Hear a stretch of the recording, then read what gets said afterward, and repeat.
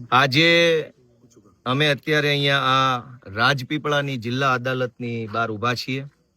માનનીય ધારાસભ્ય શ્રી ચૈતરભાઈ વસાવાને પોલીસ દ્વારા અત્યારે અહીંયા કોર્ટમાં રજૂ કરવામાં આવ્યા હતા. પોલીસે અમારા હાથમાં છે 5 દિવસની રિમાન્ડ અરજી કોર્ટને આપી અને વિવિધ પ્રકારના 14 જેટલા મુદ્દાઓ લખ્યા. આ મુદ્દો, તે મુદ્દો, ફલાણો મુદ્દો, ને 14 મુદ્દા આધારે પોલીસે 5 દિવસના રિમાન્ડ માંગવાની અરજી આપી. આ અરજી સામે અમારા બધા વકીલોએ સંયુક્ત રીતે, જેમાં હું હતો, મારા જોશી સાહેબ હતા અને અન્ય એક સાહેબ હતા, ત્રણેય વકીલશ્રીઓએ સંયુક્ત રીતે દલીલ કરી અને આ રિમાન્ડ અરજી જે છે પોલીસની એ નામંજૂર કરવામાં આવી છે. આ આખી ઘટના જો જોઈએ, કેમ કે હવે મેં એફઆઈઆર વાંચી છે, આ રિમાન્ડ રિપોર્ટ મારા હાથમાં છે, મેં દલીલો સાંભળી છે. આ આખી ઘટના ફરિયાદીએ લખાવ્યા પ્રમાણે બની તો નથી જ, આવું કંઈ બન્યું નથી, ઉપજાવી કાઢેલી વાત છે. પણ ધારો કે કદાચ દલીલ ખાતર એમ માની લઈએ કે ઘટના સાચી બની છે, તો પણ શું બની છે કે એક સરકારી મીટિંગ છે તાલુકા પંચાયતની કચેરીમાં, એમાં પ્રાંત અધિકારી બેઠા છે, તાલુકા પંચાયત પ્રમુખ બેઠા છે, ધારાસભ્ય બેઠા છે, બીજા અધિકારીઓ બેઠા છે. સામાન્ય ચર્ચા થાય છે, બોલાચાલી થાય છે, ફરિયાદીના કહેવા પ્રમાણે ગાળાગાળી થાય છે અને ફરિયાદીના કહેવા પ્રમાણે પ્રાંત અધિકારીના ટેબલ ઉપર એક પાણીનો ગ્લાસ પડ્યો હતો, એ ગ્લાસ લઈ અને છૂટ્ટો ફેંકીને ફરિયાદીને માર્યો. ફરિયાદીએ એફઆઈઆરમાં લખાવ્યા પ્રમાણે જ્યારે એ ગ્લાસ છૂટ્ટો ફેંક્યો ત્યારે ફરિયાદી જે હતા એના માથા ઉપર પોલીસે આમ આડો હાથ રાખી દીધો, એટલે ફરિયાદીને ગ્લાસ વાગ્યો નથી, આવું એફઆઈઆરમાં લખ્યું છે. હવે આ આખી ઘટનાને સાચી માની લઈએ તો આમાં જાનથી મારી નાખવાની કલમ ક્યાં આવી? છૂટ્ટો ગ્લાસ માર્યો, એ ગ્લાસ કોઈને વાગ્યો જ નથી, તો આમાં માણસની મરી જવાની સંભાવના ક્યાં આવી? 307 એટલે કે નવી કલમ એની જે છે 109/1 કાઉન્સમાં, એ જાનથી મારી નાખવાની કોશિશ કરવાનો ગુનો છે. પણ છૂટો ગ્લાસ માર્યો અને વાગ્યો કોઈને નથી, તો જાનથી કેમ મરશે માણસ? અને મરવાનો નથી, મરવાની કલમ કેવી?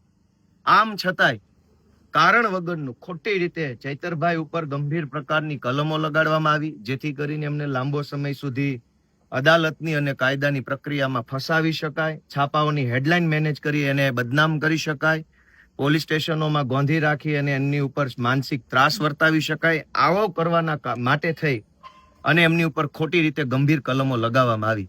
હકીકત તો એ છે કે ચૈતર વસાવા જ્યારથી ચૂંટણી જીત્યા છે ત્યારથી માત્ર આદિવાસી સમાજ નહીં, ગુજરાતભરના યુવાનો માટે, મહિલાઓ માટે સતત અવાજ ઉઠાવે છે. વિધાનસભાથી લઈ સડક સુધી જ્યાં બોલવું પડે, જે રીતે બોલવું પડે એ રીતે બોલી અને લોકોને જગાડવાનું કામ ચૈતરભાઈ વસાવા કરી રહ્યા છે, લોકોને મદદ કરી રહ્યા છે, લોકોને હિંમત આપવાનું કામ કરી રહ્યા છે. એ વાત ભાજપને ખટકે છે અને એટલે થયું એવું કે આ કહેવાતી જે ઘટના બની છે ગ્લાસ ફેંકીને મારવાની, એ ઘટના 12 વાગ્યા આસપાસ બની એવું કહેવામાં આવે છે કાગળ ઉપર.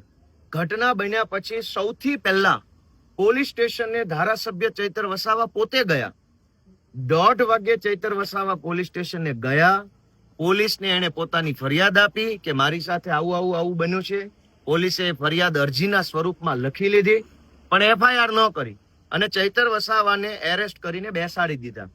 જે માણસ પહેલો એફઆઈઆર લખાવા ગયો એને પોલીસે પકડી લીધા અને સાંજના 6 વાગ્યે એફઆઈઆર થઈ. આ જે ગ્લાસ ફેંકવાની ઘટના છે એની એફઆઈઆર સાંજે 6 વાગ્યે થઈ. ચૈતર વસાવાને 1:30 વાગ્યે પોલીસે પકડી લીધેલા. ઓન પેપર એની એરેસ્ટ સાંજના 7 વાગ્યે બતાવવામાં આવી. અને આ બધું જ કોના ઈશારે થયું? ભાજપ વાળાના ઈશારે. ચૈતર વસાવાએ પોતે ફરિયાદ આપી છે પોલીસમાં, એની ઉપર તો એફઆઈઆર નથી લખાણી. અને એનાથી વિશેષ કે હું જયારે અહીંયા વકીલ તરીકે આવ્યો તો પહેલા તો મને પોલીસ સ્ટેશને મળવાનો જ આવવા દીધો. મેં પોલીસને કીધું કે હું વકીલ છું, વકીલને અધિકાર મળેલો છે, વકીલ છે એ કાયદા પ્રમાણે, એડવોકેટ્સ એક્ટ પ્રમાણે કોર્ટ ઓફિસર છે અને માત્ર કોર્ટની અંદર નહીં, કોર્ટની બહાર ગમે ત્યાં વકીલ છે એ કોર્ટનો અધિકારી છે. વકીલને રોકી શકાય નહીં. ત્યાં હું એલસીબીની ઓફિસે ચૈતરભાઈ અમારા ક્લાયન્ટને હું મળવા માટે ગયો તો મને પીઆઈ અંદર નો આવવા દીધો. મેં એમને કીધું કે હું વકીલ છું, તમે મને રોકી નહીં શકો, તમારે મને કોઓપરેટ કરવું પડે. અહીંયા જયારે અમે આવ્યા તો અહીંયા આ અદાલત છે. હવે ગુજરાતનો વકીલ અદાલતમાં નહીં જાય તો હવે તો ક્યાં જવાનું? પોલીસ સ્ટેશન નહીં જવા દો, રોડ ઉપર નહીં ઉભા રહેવા દો, વકીલને અદાલતમાં નહીં જવા દો. અહીંયા ચૈતરભાઈને રજૂ કરવાના હતા. હું એમના કેસમાં વકીલ છું, વકીલાત પત્ર પર મારી સહી છે. પોલીસને હું કહું છું કે હું વકીલ છું, અને એવું નથી કે હું કહીશ તો જ પોલીસને ખબર પડશે. એને ખબર છે ગોપાલ ઇટાલિયા કોણ છે, ગુજરાતમાં વકીલ છે, ધારાસભ્ય છે, યુવાન છે, શું છે, છતાંય જબરજસ્તીથી મને રોકે છે. અને જયારે મેં એમ કીધું કે આ ભાજપની અદાલત નથી, આ કાયદાની અદાલત છે, આમાં જવાનો મને હક છે, તો ત્યાર પછી ઉપર ફોન કરીને જે ભાજપ વાળાની પાસેથી પરમિશન લીધી હોય રામ જાણે, પછી મને જવા દીધો. દોસ્તો, આ તાનાશાહીની હદ છે કે એક તો ધારાસભ્ય કક્ષાના માણસને જબરજસ્તીથી ખોટા ગુનામાં ફસાવી દેવાનો, કાયદાની પ્રોસેસમાં અટવાડી દેવાનો, ઉપરથી એના વકીલને અદાલતમાં નહીં જવા દેવાના, જેથી કરીને વકીલ હાજર ન રહે તો જામીનની પ્રક્રિયા ન થાય, રિમાન્ડની પ્રક્રિયામાં વકીલ ન હોય તો રિમાન્ડ મળી જાય. આટલી હદે દાદાગીરી, આટલી હદે તાનાશાહી ભાજપના માણસો કરી રહ્યા છે અને પોલીસની આડમાં કરે છે. પોલીસ તંત્રને અમારી વિનંતી છે કે તમારું શોષણ થઈ રહ્યું છે ભાઈ. ભાજપની સરકાર પોલીસ તંત્રનું શોષણ કરે એટલું તો કોઈનું નથી, તો શા માટે ભાજપની આવી રીતે આપણે કામગીરી કરવી જોઈએ? આજે આ રિમાન્ડ અરજીમાંથી હું 2-3 વાત વાંચી સંભળાવું તમને કે પોલીસે જે રિમાન્ડ અરજી મૂકી છે એમાં એને પહેલા નંબરનો મુદ્દો એવો લખ્યો છે કે ચૈતર વસાવાએ કાચના વજનદાર ગ્લાસ વડે મારી નાખવાના ઈરાદે આ કામના ફરિયાદીને છૂટ્ટો મારેલ છે. જે કાચનો મજબૂત ગ્લાસ, આ વાક્ય શું કહે છે કે કાચનો વજનદાર ગ્લાસ વડે મારી નાખવાના ઈરાદે. પહેલી વાત તો ગ્લાસ હોય ગ્લાસ હોય, વજનદાર ન હોય. એ કઈ થોડું કઈ રીંગણા જોખવા માટે લઈ આવ્યા હતા વજનદાર હોય? એ પાણી પીવાનો ગ્લાસ છે. દુનિયાના કોઈ પણ દેશમાં પાણી પીવાના ગ્લાસનું વજન કેટલું હોય? 50 ગ્રામ, 100 ગ્રામ, 70 ગ્રામ કેટલું હોય? કાચનો ગ્લાસ હોય 80 ગ્રામ વજન હોય, કેટલું હોય? છતાંય પોલીસે એવો શબ્દ ભાજપના કહેવાથી વાપર્યો કે કાચના વજનદાર ગ્લાસ વડે મારી નાખવાના ઈરાદે આ કામના ફરિયાદીને છૂટ્ટો મારેલ હોય. કોઈને ગ્લાસ છૂટ્ટો મારો તો મરી જાય એવું ભારતના ઇતિહાસમાં આપણે તો સાંભળ્યું નથી. ગ્લાસ મારવાથી કોણ મરી જાય? ગ્લાસ મારવાથી માણસ જાનથી મરી જાય. પોલીસને એવું લાગતું નથી કે હાસ્યાસ્પદ વાત લખીને આપણે અદાલતમાં જઈ રહ્યા છે, પણ એમાં ભાજપ વાળા કે એટલે લખી નાખે કાચનો મજબૂત ગ્લાસ. એટલે કેવો મજબૂત, એટલે કેવો ગ્લાસ આવે? તમે સમજો કે આખી એફઆઈઆર માં ગ્લાસ ગ્લાસ, કાચનો ગ્લાસ, મજબૂત ગ્લાસ, વજનદાર ગ્લાસ, સ્ટીલનો ગ્લાસ, આવું જ લખ્યું. અવડા મોટા. અને હા, ગુજરાતમાં જયારે સરકાર જ બુટલેગરોના હાથમાં હોય તો એને ગ્લાસ તો દેખાવાના છે. બુટલેગરોને તો ગ્લાસ જ દેખાવાના છે. બીજો વાક્ય વાંચીએ આપણે. બીજો એને પોલીસમાં જે લખેલું છે તમે વિચારો કે હાલના કામના આરોપીએ એટલે કે ચૈતરભાઈ વસાવાએ પ્રાંત સાહેબની ઓફિસમાં ચાલુ મીટિંગમાં આવું કૃત્ય કરેલ છે. જેથી કોઈ આગોતરું આયોજન કરીને આ કૃત્ય કરવાની કોઈ રણનીતિ છે કે કેમ? હવે આગોતરું આયોજન જ જો મારી નાખવાનું કર્યું હોય તો ગ્લાસ મારે, છરો મારે? પોલીસ હજુ એ જાણવા માંગે છે, અદાલતમાં એવું લખીને આપે છે કે આ મારી ગ્લાસ, કાચનો ગ્લાસ ફેંકીને મારી નાખવાની ઘટના કઈ આગોતરું આયોજન હતું? મારી જ નાખવાનો હોય ને આગોતરું જ આયોજન હોય તો કાચનો ગ્લાસ મારવાનો, લોઢાન છરો મારવાનો? આટલી સિમ્પલ કોમન સેન્સ વગરના વાહિયાત નોન સેન્સ સવાલો લઈને ભાજપના કહેવાથી પોલીસ અધિકારી અદાલતમાં ઉભા હતા. બોલતાય શરમ નહીં આવી હોય કે આવા પ્રશ્નો પૂછવાના કે ગ્લાસ મારવાનું ષડયંત્ર કેવું હોય? એ તો ત્યાં પીવાનો ગ્લાસ. અને આ ઘટના સાચી છે કે ખોટી છે એ સિવાય હજુ એક એને પ્રશ્ન એવો પૂછ્યો છે કે આ કામના આરોપીને સાથે રાખીને ડેડિયાપાડા સબ ડિવિઝન કચેરીમાં સદરહુ ગુનો કઈ રીતે આચરેલ છે તે બાબતે રીકન્સ્ટ્રક્શન કરવાનું છે. એટલે હવે ત્યાં લઈ જશે, ઓલા ફરિયાદીને સામે ઉભો રાખશે, પછી પોલીસે ગ્લાસ આપશે, એટલે માર હવે આને, પછી પેલાનો તોલો તૂટી જશે, પછી પોલીસ એની રીલ બનાવશે અને કહેશે જોવો સિંઘમો બધા આવી ગયા. આ કેવો તમાશો છે? મેં પોતે જજ સાહેબને કીધું કે સાહેબ આ રીલ બનાવવા માટે થઈને રિમાન્ડ માંગે છે.